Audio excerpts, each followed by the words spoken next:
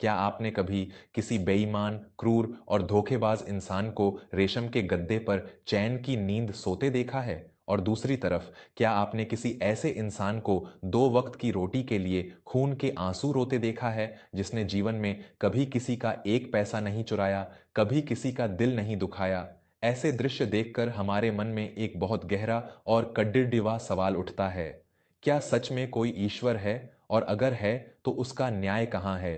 पापी लोग इतने सुखी क्यों हैं और अच्छे लोग दर दर की ठोकरें क्यों खा रहे हैं? नमस्कार दोस्तों, मैं हूं आपका अपना विवेक वर्मा और आप सुन रहे हैं वर्मा स्टोरीज। आज का यह सवाल केवल आपका या मेरा नहीं है, बल्कि सदियों से हर उस सच्चे इंसान का सवाल रहा है जिसका भरोसा कभी न कभी डगमगाया है।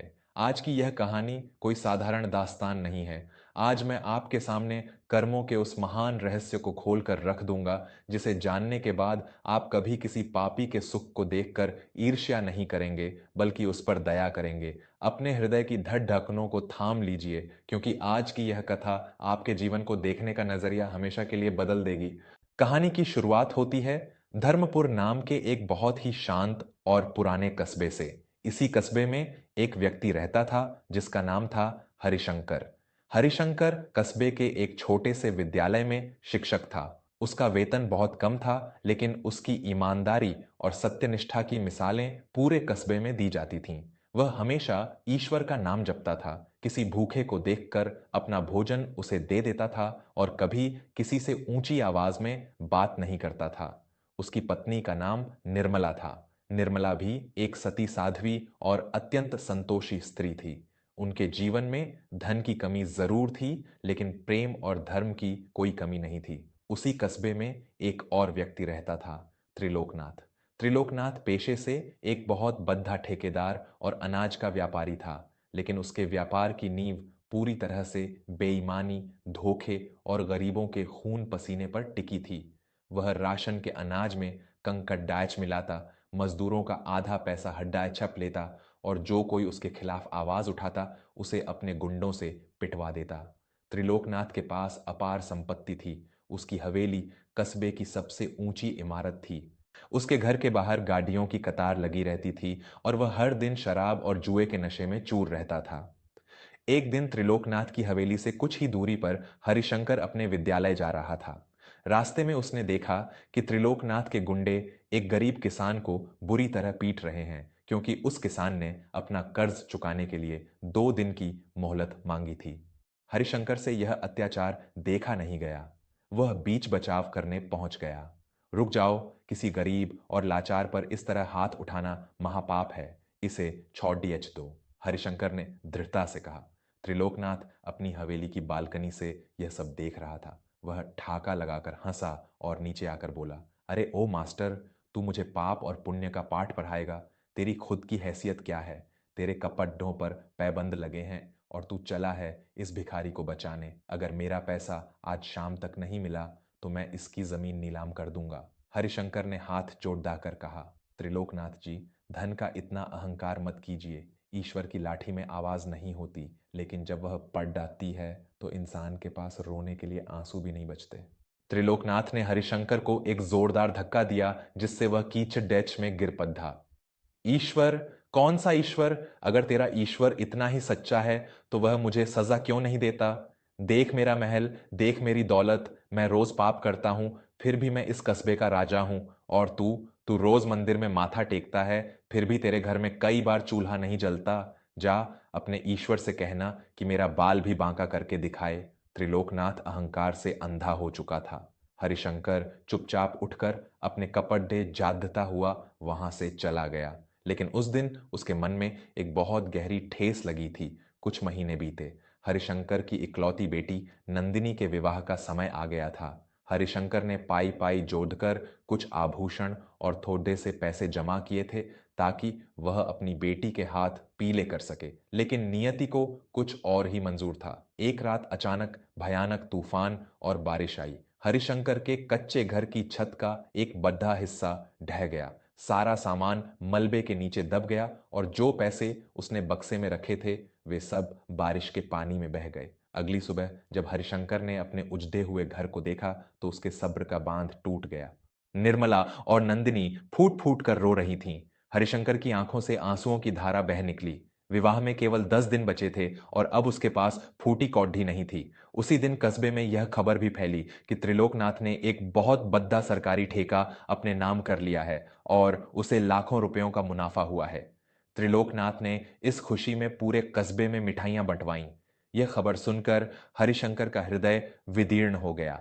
वह नंगे पांव भागता हुआ कस्बे के सबसे पुराने शिव मंदिर पहुंचा।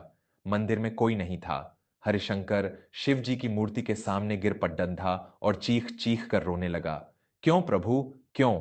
मैंने जीवन भर केवल धर्म का पालन किया, किसी का एक पैसा नहीं हड्ड डचपा, तो मुझे यह सजा क्यों मिल रही है? मेरी बेटी का विवाह कैसे होगा?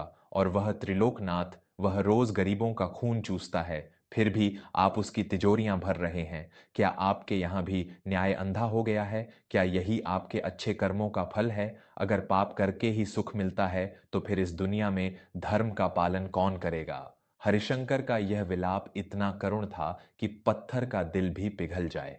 तभी मंदिर के गर्भगृह के पीछे से एक अत्यंत शांत, गंभीर और तेजस्वी आवाज आई। मनुष्य की दृष्टि केवल वर्तमान को देखती है हरिशंकर, इसीलिए वह हमेशा भ्रम में रहता है। जिस दिन तुम काल के इस पूरे चक्र को समझ लोगे, उस दिन तुम्हारी यह शिकायत सदा के लिए मिट जाएगी। हरिशंकर ने मुद्द कर देखा। वहां एक सिद्ध महात्मा खद्दे थे, जिनका नाम स्वामी आत्मदास था। उनके चेहरे पर ऐसा नूर था जो किसी साधारण मनुष्य का नहीं हो सकता। हरिशंकर ने रोते हुए स्वामी जी के चरण पकड़ दियाच लिए। मुनिवर, मुझे ज्ञान दीजिए, मेरे मन का अंधकार दूर कीजिए। ये कैसा न्याय है कि एक पापी महलों में ऐश कर रहा है और मैं अपनी बेटी की डोली उठाने के लिए भीख मांगने पर मजबूर हूं। मुझे बस इस बात का उत्तर चाहिए कि पापी सुखी क्यों रहते हैं। स्वामी आत्मदास मुस्कुराए। उन्होंने हरिशंकर को अपने पास बिठाया और बोले, वत्स, तुम जिसे न्याय का अंत समझ रहे हो, वह केवल एक अध्याय का बीच का पन्ना है। सुनो, हमारे सनातन धर्म में कर्मों के 3 रूप बताए गए हैं: संचित कर्म, प्रारब्ध कर्म और क्रियमाण कर्म। इसे एक बहुत ही सरल उदाहरण से समझो।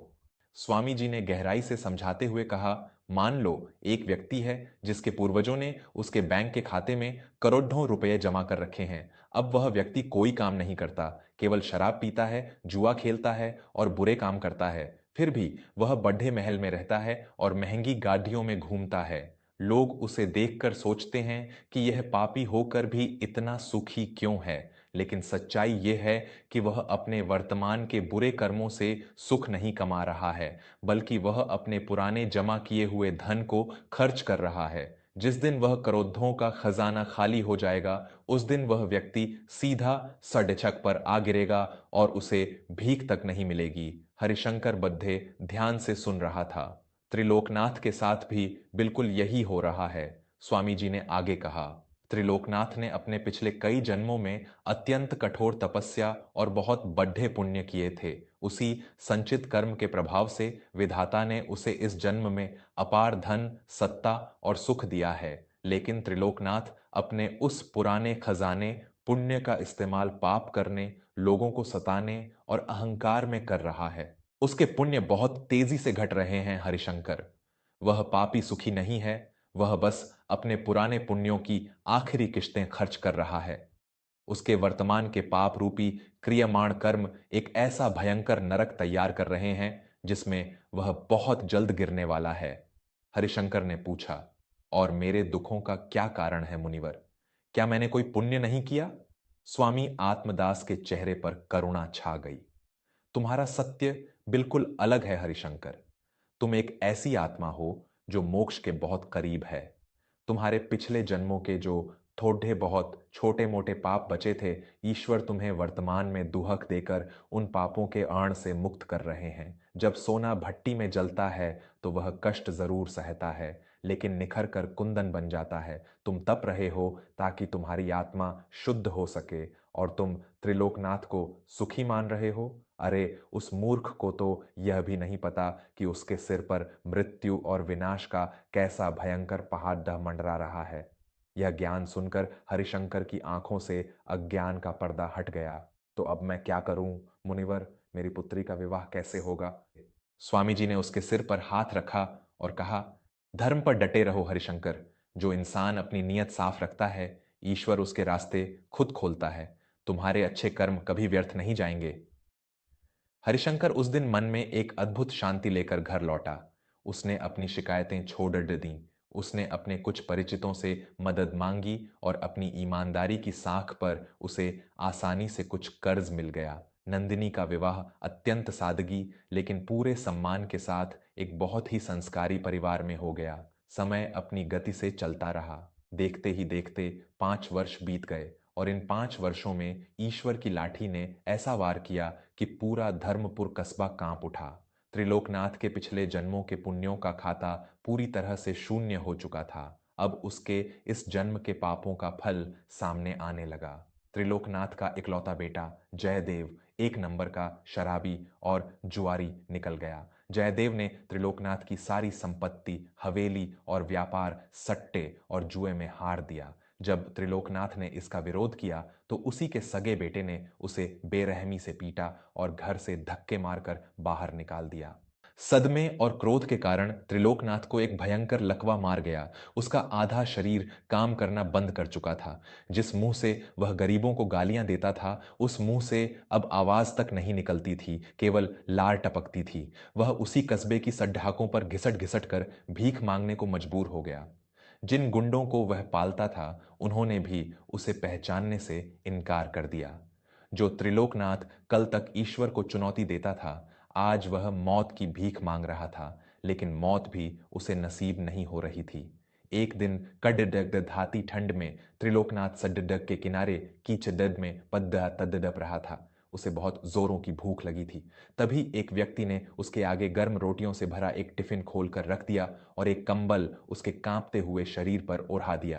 त्रिलोकनाथ ने कांपती हुई आंखों से ऊपर देखा। वह हरिशंकर था। हरिशंकर के कपद्दे अब फटे हुए नहीं थे। उसकी बेटी के ससुराल वालों ने हरिशंकर की ईमानदारी देखकर उसे अपने बहुत बड़े व्यापार का मुख्य प्रबंधक बना दिया था। हरिशंकर का जीवन अब सुख और सम्मान से भर चुका था। त्रिलोकनाथ हरिशंकर को देखते ही फूट फूट कर रोने लगा। वह कुछ बोल नहीं सकता था, लेकिन उसकी आंखें चीख चीख कर माफी मांग रही थीं। उसे वह दिन याद आ गया जब उसने हरिशंकर को कीचड़ियान में धक्का दिया था। आज कर्मों का चक्र पूरा घूम चुका था। हरिशंकर ने त्रिलोकनाथ के आंसू पोंछते हुए कहा, रो मत त्रिलोकनाथ, मेरा तुमसे कोई बैर नहीं है। ये तुम्हारे ही कर्मों का फल है जो तुम्हें भुगतना पड्डी एच रहा है। मैंने तुमसे कहा था ना, धन का अहंकार मत करना, ईश्वर की लाठी में आवाज नहीं होती। आज तुम्हारे पुण्य खत्म हो गए और तुम्हारे पापों ने तुम्हें मिट्टी में मिला दिया। त्रिलोकनाथ ने अपने कांपते हाथों से हरिशंकर के पैर पकड़ डाच लिए और रोता रहा। दोस्तों, यह कहानी कोई कल्पना नहीं, बल्कि इस ब्रह्मांड का सबसे अटल और कड़िडैचवा सत्य है। जब भी आप किसी बेईमान, भ्रष्ट या पापी इंसान को ऐश करते हुए देखें, तो कभी यह मत सोचिएगा कि ईश्वर उसके साथ है या ईश्वर सो रहा है। वह इंसान बस अपने पुण्यों की आखिरी बूंदें पी रहा है और जिस दिन वह गड्ढा खाली होगा, उसका पतन इतना भयंकर होगा कि दुनिया देखने से भी कांपेगी। और जो अच्छे लोग हैं, जो ईमानदारी के रास्ते पर चलकर दुहुक उठा रहे हैं, वे जान लें कि उनका यह दुहुक उनके पुण्यों का निर्माण कर रहा है। आपकी ईमानदारी व्यर्थ नहीं है, वह एक ऐसा खजाना बन रही है जो आपकी आने वाली पीढ़ियों तक का पेट भरेगी। आपको आज की यह कहानी कैसी लगी?